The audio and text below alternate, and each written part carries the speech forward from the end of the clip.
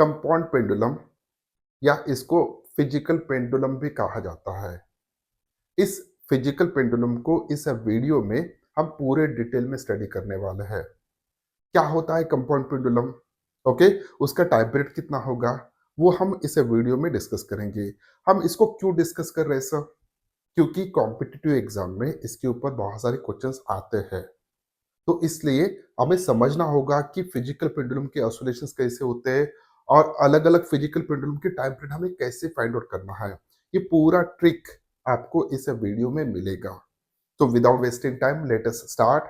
सबसे पहले हमें ये समझना होगा कि what is a meaning of compound pendulum या फिजिकल पेंडुलम।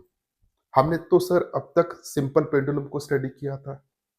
सिंपल पेंडुलम क्या होता है सर? सिंपल पेंडुलम, अगर हम किसी स्ट्रिंग के सहायता से किसी ऑब्जेक्ट को यहाँ पे या मेटलिक बॉब को अटैच कर देते हैं और इसके ऑसिलेशन स्टडी करते हैं, तो this is a case of a simple pendulum. Sir इसका टाइम पीरियड क्या होता है वो हमें पता है। Time period is equals to 2 pi under root of L upon G, where L is the length of the pendulum, G is the acceleration due to gravity. लेकिन अब फिजिकल पेंडुलम क्या होता है सर? क्या वो सिंपल पेंडुलम से different होता है क्या?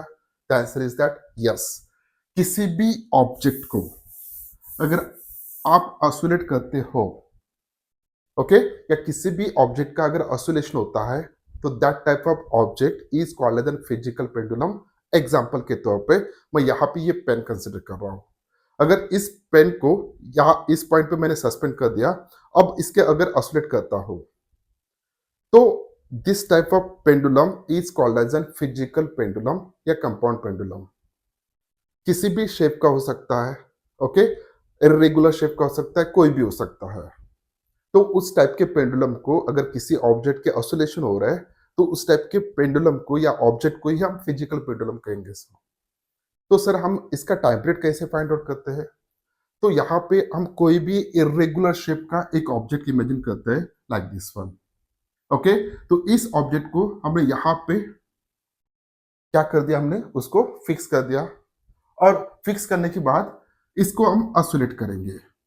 अब जब इसको ऑसिलेट करेंगे, अगर इस पूरी बॉडी का अगर मास हम m कंसिडर करते हैं, तो सर इसका ऑसिलेशन जो भी होगा, जब भी होगा ऑसिलेशन, तो इसका टाइम पीरियड कितना होगा सर? ओके, तो ये टाइम पीरियड हमें यहाँ पे फाइंड आउट करना है सर। टाइम पीरियड हमें यहाँ पे फाइंड आउट करना है। कैसे फाइंड आउट करेंगे? अब देखिए, सबसे पहले किसी भी फिजिकल पेंडुलम का हमें centre of mass find out करना होता है। तो मान के चलिए कि इसका सेंटर ऑफ मास यहाँ पे, so this one is the centre of mass. Okay sir, तो अब इस सेंटर ऑफ मास यहाँ पे, और ये जो भी पेंडुलम है ये इक्विलिब्रियम पोजीशन पे है।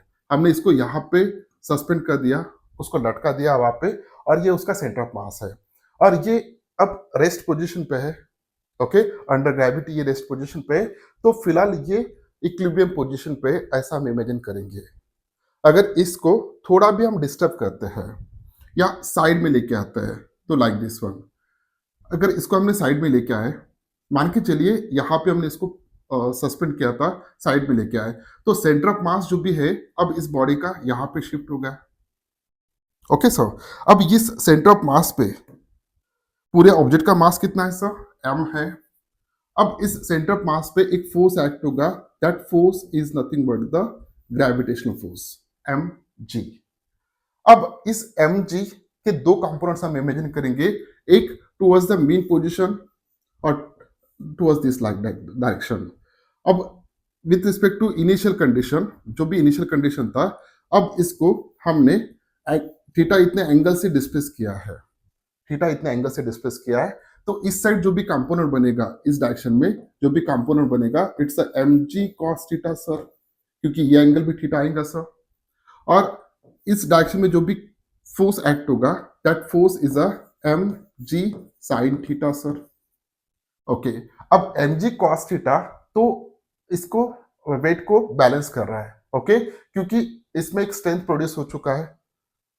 Okay, about point of suspension up to this point, इसमें जस्ट टेंशन लाइक एक फोर्स क्रिएट हो चुका है जो इसको बैलेंस कर रहा है, यानी उस ऑब्जेक्ट को वहां पे बैलेंस कर रहा है। ना तो ऑब्जेक्ट इस डायरेक्शन में जाने वाला है, ना तो इस डायरेक्शन में जाने वाला है। ऑब्जेक्ट अब किस डायरेक्शन में आएंगे सर? इसी डायरेक्शन में आना चाहिए।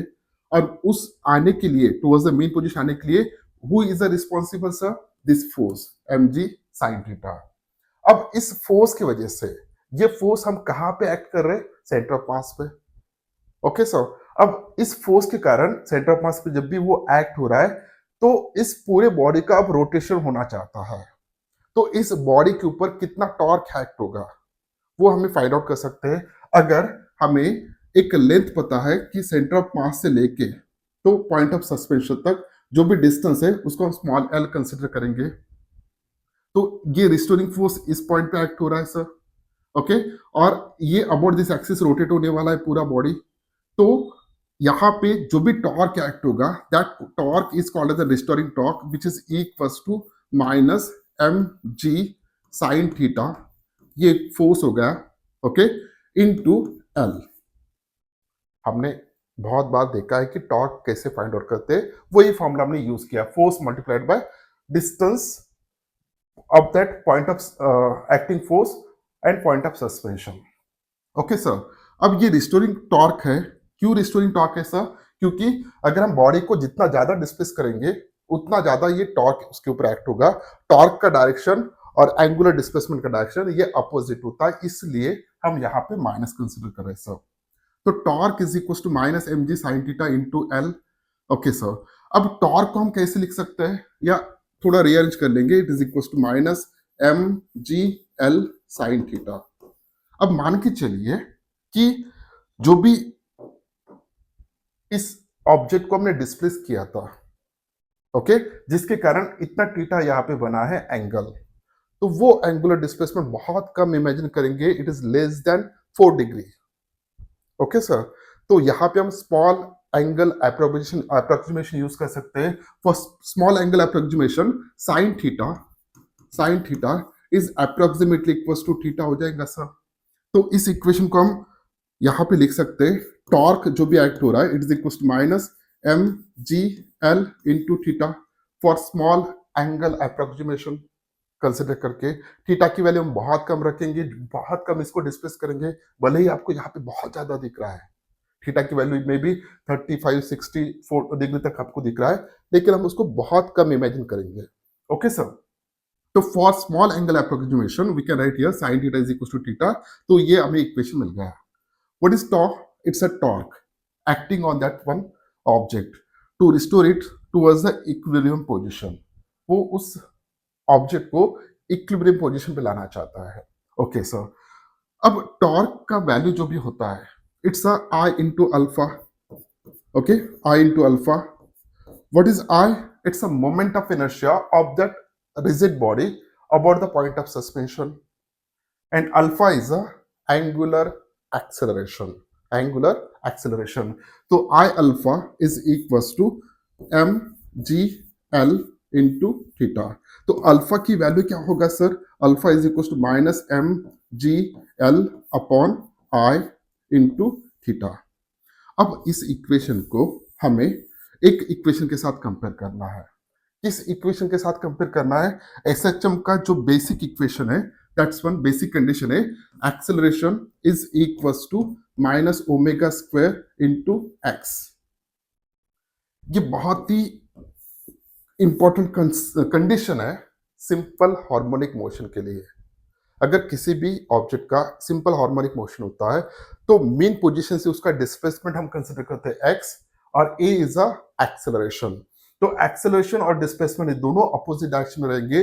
अगर ये कंडीशन फुलफिल होता है तो हम कहेंगे उसको सिंपल हार्मोनिक मोशन।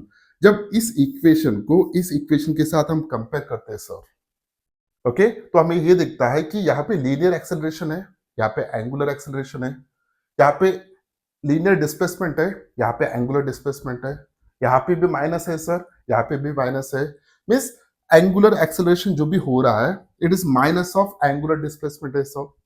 सो यहाँ पे अगर ये ओमेगा स्क्वायर कांस्टेंट है तो इस फॉर्मूले में भी ये कांस्टेंट है सर, क्योंकि एल चेंज नहीं होगा, आई चेंज नहीं होगा उस बॉडी के लिए about that point of suspension.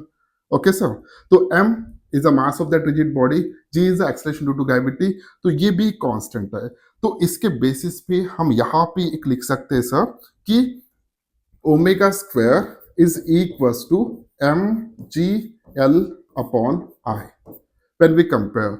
और इसका जो भी ऑसिलेशन होने वाला है, ये कंडीशन फुलफिल होने के बाद हम कहेंगे कि अब उस रिजिड बॉडी का सिंपल हार्मोनिक मोशन होने वाला है। ओके सर, तो omega square is equal to mgl upon I. I क्या है सर? I is a moment of inertia of that body about this point of suspension. Okay, about this axis, axis ऐसे पास हो रहा है, अबाउट दिस एक्सिस जब वो रोटेट होगा तो उसका मोमेंट ऑफ इनर्शिया होगा। What is l? एल क्या है sir? L is a length या distance between point of suspension and centre of mass of that body. G is a acceleration due to gravity and m is a mass. तो अब यहाँ पे omega की value कितना आएगा sir? Under root of m G L upon I. Omega को कैसे लिख सकते हैं हम? 2 पाई upon capital T, that's a time period, under root of m G L upon I. तो on the basis of this one, time period की value क्या होगा sir? Time period is equals to 2 pi under root of I upon M G l. Sir आपको एक formula यहाँ पे मिल गया है जो इस फिजिकल पेंडुलम का टाइम पीरियड देगा अगर ऑसिलेशंस स्मॉल है तो, यानी जो भी ऑसिलेशन की एम्पलीट्यूड है वो अगर बहुत कम है तो उसका जो भी टाइम पीरियड होगा that time period is equal to 2 pi under root of I upon M G L. Okay sir, तो ये फॉर्मूला आपको याद रखना है। अब ये फॉर्मूला हम किसी भी फिजिकल पेंडुलम के लिए अप्लाई कर सकते हैं। ओके सर, यहाँ पे हम 3 एग्जांपल लेने वाले हैं सर। ओके, तो सबसे पहले आपको ये समझना होगा कि इस फॉर्मूले में t is the time period of that oscillation. What is I? It's a moment of inertia of that rigid body about point of suspension. ये बहुत इंपॉर्टेंट है sir. Okay, L is a length between या distance between point of suspension and center of mass. Okay, m is the mass of that rigid body. अब इसी फॉर्मूले को हम use करेंगे अलग अलग फिजिकल पेंडुलम के लिए। तो सबसे पहला फिजिकल पेंडुलम करते हैं rod. Okay, example of this one, this is the example of the rod. Okay, अगर ये यूनिफॉर्म है ऐसे इमेजिन करके चलते हैं, तो उस रॉड को हमने यहाँ पे लटका दिया। इस पूरे रॉड का जो भी लेंथ है हम कंसिडर करेंगे इट्स एल। इस रॉड का मास m कंसिडर करते हैं। ओके सर, अब रॉड यूनिफॉर्म है सर। रॉड कैसा है सर? यूनिफॉर्म है। टोटल रॉड का लेंथ कितना है sir? It's a small l है। ओके सर, तो मुझे बताइए इसका सेंटर ऑफ मास कहाँ पे आएगा सर? अगर इसको एक एंड पे हमने लटका दिया तो सेंटर ऑफ मास बीच में आना चाहिए सर। इसके बीच में सेंटर ऑफ मास आएगा सर। ओके, तो पॉइंट ऑफ सस्पेंशन से लेके सेंटर ऑफ मास तक जो भी डिस्टेंस बनेगा इट्स L/2 बनेगा सर। ओके, अब हमारा फॉर्मूला क्या है सर? फॉर्मूला हमारा time period of physical pendulum का it is equals to 2 pi under root of I upon M G L. Okay, अब L यहाँ पे हम कैपिटल L कंसिडर करते हैं। Capital L is a length of the pendulum consider करेंगे। तो यहां से लेके यहां तक तो कैपिटल L/2 की वैल्यू हो गया। ओके, स्मॉल l इधर भी लिया हमने, स्मॉल l उधर भी लेंगे तो कंफ्यूजन हो जाएगा, इसलिए अब स्मॉल l की वैल्यू कितना आता है सर? यहाँ पे इस केस में स्मॉल l की वैल्यू आ गया capital L/2। What is small l in this formula? It's a distance between point of suspension and centre of mass. Okay sir, which is equals to L/2 for this case. अब जब ये oscillate होगा, मान के चले rod oscillate होगा, तो इस रॉड का moment of inertia about this point of suspension कितना होना चाहिए सर? हमने रोटेशनल डायनामिक्स में स्टडी किया था कि जब भी किसी रॉड का moment of inertia about an axis passing through the centre perpendicular to its length, तो मोमेंट ऑफ इनर्शिया कितना बनता है sir? It is ml/12। ml/12। अगर वही एक्सिस ऑफ रोटेशन अगर हम एक एंड से कंसिडर करते हैं, उस रॉड का मास m है, उसका टोटल लेंथ है l, तो अब मोमेंट ऑफ इनर्शिया कितना बनेगा sir about this axis of rotation? जब वो एक्सिस ऑफ रोटेशन एक एंड से पास हो रहा है, जैसे कि इस सिचुएशन में है, तो मोमेंट ऑफ इनर्शिया की वैल्यू बनता है sir which is equals to ml/3। ये आपको याद होना चाहिए सर। ओके, तो इस फॉर्मूले में मोमेंट ऑफ इनर्शिया की वैल्यू उस रॉड का लिखेंगे हम about the point axis which is passing through one and about which it oscillating second small l की वैल्यू कैपिटल एल बाय 2 हो गया, तो सभी वैल्यूज यहाँ पे सब्स्टिट्यूट करते हैं, so this is equal to 2 pi under root of I की वैल्यू कितना है sir, m l square upon 3। Okay, ये आई की वैल्यू हो गया सर। सो उसके बाद m इंटू जी, स्मॉल एल की वैल्यू कितना हो गया सर, कैपिटल एल बाय 2 हो गया फॉर दिस सिचुएशन। ओके, सो अब यहाँ पे क्या कैंसिल होगा, तो 1l गेट कैंसल, ये 2 ऊपर आ जाएगा, m गेट कैंसल, तो क्या बचेगा सर यहाँ पे, so it's equal to 2 pi under root of twice l upon 3g। Okay, so ये हो गया sir time period of that rod which is oscillating, उसका जो भी टाइम पीरियड बनेगा सर इतना बनेगा। Okay, t is equal to 2 pi under root of 2l upon 3g। अब सर सिचुएशन थोड़ा डिफरेंट कंसिडर करते हैं, ये तो हो गया यहाँ पे डिस्कशन। अगर आप जेडब्ल्यू की प्रिपरेशन कर रहे हो, अगर कुछ सिचुएशन ऐसा दिया है कि ये रॉड है सर, ओके, सो यहां से पास कर रहे हैं हम इसको, यहां से अब सस्पेंड किया है एक्सिस ऑफ रोटेशन, अब ये हमें ऑसिलेट करना है। ओके, अब जब ये इस सिचुएशन में ये यहां से लेके यहां तक का लेंथ दिया जाएगा आपको। ओके, सेंटर ऑफ मास कुछ ऑब्जेक्ट का यहां पे आना चाहिए, तो सेंटर ऑफ मास से लेके यहां तक का आपको डिस्टेंस पता होना चाहिए। ओके, स्मॉल एल मिल जाएगा। About this axis of rotation आपको moment of inertia find out करना है सर, बहुत ही इजीली कर सकते हैं। कैसे करेंगे सर, हम रोटेशनल डायनामिक्स में ऑलरेडी स्टडी किया था कि कैसे फाइंड आउट करना है, कभी भी कहीं से भी पास होता है। तो about this axis of rotation moment of inertia कितना होता है, ml square by 12। Okay sir, अब about this axis find out करना है, तो हम पैरेलल एक्सिस थ्योरम का यूज करेंगे सर, अब मोमेंट ऑफ इनर्शिया मिल जाएगा।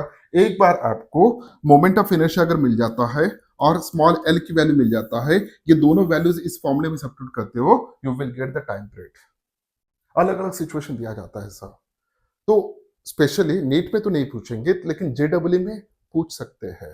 ओके, सो ये था ऑसिलेशन ऑफ रॉड, इसका टाइम पीरियड इतना आता है, where L is the length of the rod and G is acceleration due to gravity, so T is equal to 2 pi root of twice L upon 3g। ये हो गया sir. Next situation consider करेंगे हम oscillation of ring. Okay, अगर एक ring ले लिया हमने, रिंग तो पता है सर आपको, हाँ, तो रिंग ले लिया, अगर उस रिंग को हम ऑसिलेट करते हैं लाइक दिस वन, यहाँ पे उस रिंग को लटका दिया हमने और इसके ऑसिलेट कर रहे हैं हम ऐसे। ओके, अगर ऐसे ऑसिलेट करते हैं तो यहाँ पे moment of sorry time period कितना होगा सर इस रिंग का, मान के चलिए कि रिंग का जो भी मास है वो हम m कंसिडर करते हैं, रिंग का जो भी रेडियस है वो r कंसिडर करते हैं। तो सबसे पहला टास्क जो भी है वो फॉर्मूला हम यहाँ पे लिख लेते हैं फिजिकल पेंडुलम का टाइम पीरियड का, so t is equal to 2 pi under root of i upon m g small l। Okay sir, अब सबसे पहले हमें दो चीजें किसी भी फिजिकल पेंडुलम के बारे में फाइंड आउट करना है। First one is the l, तो इस सिचुएशन में इस रिंग का सेंटर ऑफ मास यहाँ पे होगा सर, और यहां से लेके यहां तक का डिस्टेंस कितना होना चाहिए सर, r, तो इसमें स्मॉल l की वैल्यू मिल गया हमें r। ओके सर, अब हमें फाइंड आउट करना है moment of inertia of this ring about this axis, जो कि उसके एक एंड से पास हो रहा है। ओके सर, अब वो कैसे फाइंड आउट करेंगे, तो यहां पे जो भी मोमेंट ऑफ इनर्शिया आएगा, moment of inertia is equals to about this axis, जब सेंटर से पास होता है मोमेंट ऑफ इनर्शिया, तो कितना आएगा सेंटर से पास होने वाला moment of inertia, it's a m r square plus mh square, so this is equal to mr square. ये पैरेलल एक्सिस थ्योरम का मैथमेटिकल इक्वेशन हमने लिखा है, m इंटू r, h की वैल्यू कितना होगा इसमें r square, so this is equal to twice mr square. तो ये सिचुएशन आपको अगर इमेजिन करना है तो सिचुएशन ऐसा है, सो this is a ring. Okay, तो यहां से मोमेंट ऑफ इनर्शिया कितना पास हो रहा है, इट्स अ mr स्क्वायर। यहां से अभी moment of inertia find out करना है, तो हम कौन सा एक्सिस थ्योरम यूज करेंगे, पैरेलल एक्सिस थ्योरम। तो हमें क्या लगेगा, तो distance between two parallel axis which is equal to h, तो ये h की वैल्यू इसमें कितना होता है r, तो I is equal to 2mr square, ये I की वैल्यू हो गया, ये L की वैल्यू हो गया। दोनों वैल्यूज हम यहाँ पे सब्स्टिट्यूट करेंगे तो हमें टाइम पीरियड की वैल्यू मिलेगा for the ring which is equal to I की value twice m r square upon m into g into l की वैल्यू कितना है सर आर है, तो यहाँ पे r get cancel. Okay sir, अब आर कैंसिल होने के बाद m m also get cancel, तो सर ये 2 पाई हो गया अब under root of twice r upon ji. So this is a time period of that ring if it is oscillating like this one. Okay, तो यहाँ पे इस तरीके से वो ऑसिलेट होगा। अब इस रिंग को, ये ऐसा है रिंग, ओके, उसका जो भी सरफेस है, फेस है, वो आपकी तरफ है।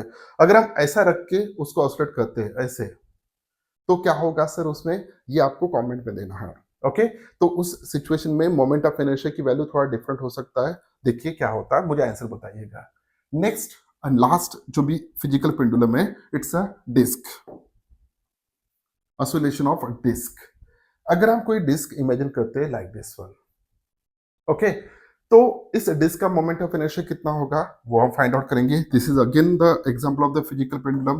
किसी भी ऑब्जेक्ट को हम फिजिकल पेंडुलम कहेंगे rather than simple pendulum. Okay, simple pendulum छोड़ के किसी भी ऑब्जेक्ट का अगर ऑसिलेशन हो रहा है तो उसको हम फिजिकल पेंडुलम ही कहेंगे। तो इस फिजिकल पेंडुलम का टाइम पीरियड जो भी होगा सर, इसे 2 पाई अंडर रूट ऑफ वही formula I upon M G L. Okay, अब हमें क्या फाइंड आउट करना है सर, हमें दो चीजें फाइंड आउट करना है, एल कितना होगा, आई कितना होगा।